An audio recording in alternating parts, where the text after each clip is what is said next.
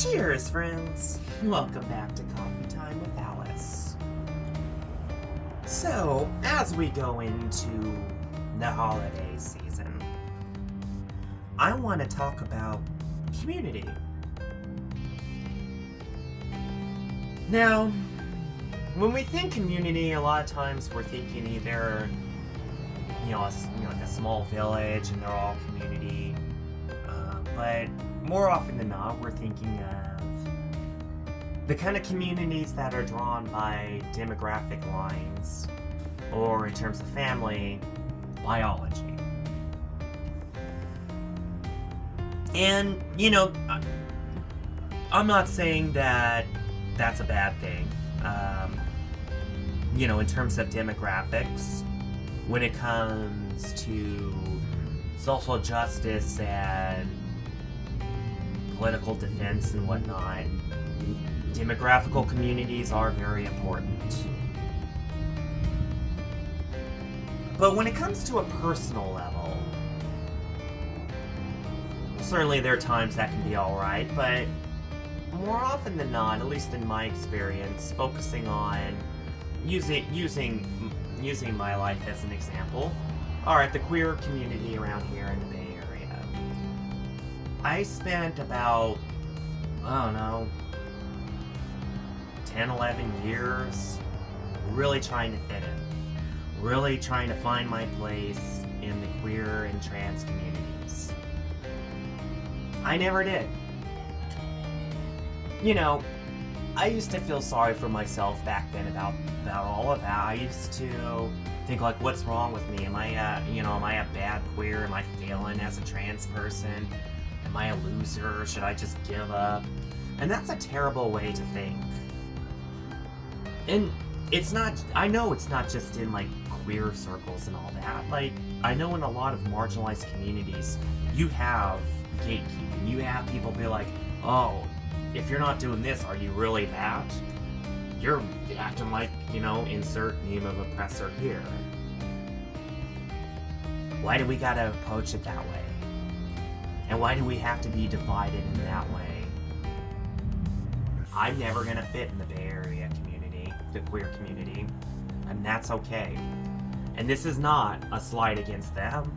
I wish them all well. I just don't fit in. I'm a different kind of person. And there's a lot of other people who are different kind of people in the same boat as me, whether it be that community or another community based on demographics. But I did find a community.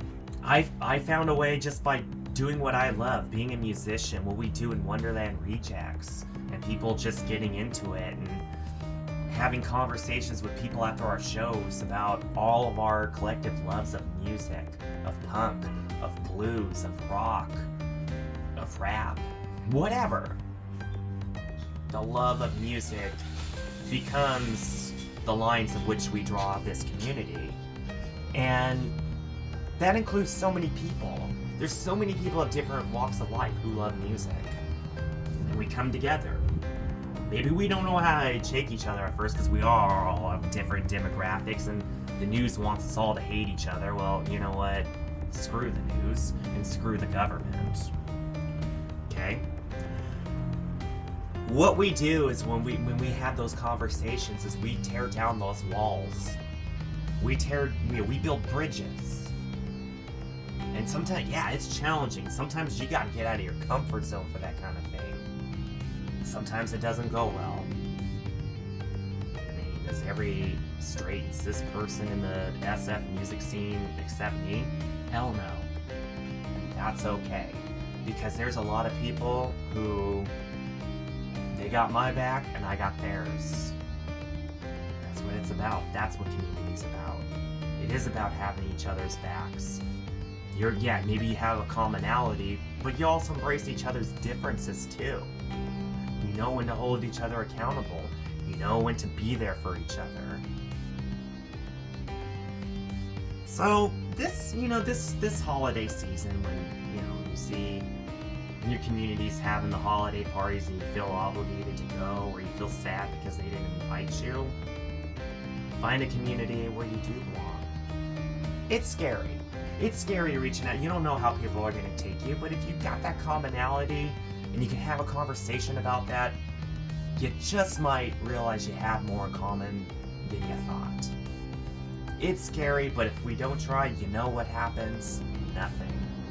And nothing really sucks.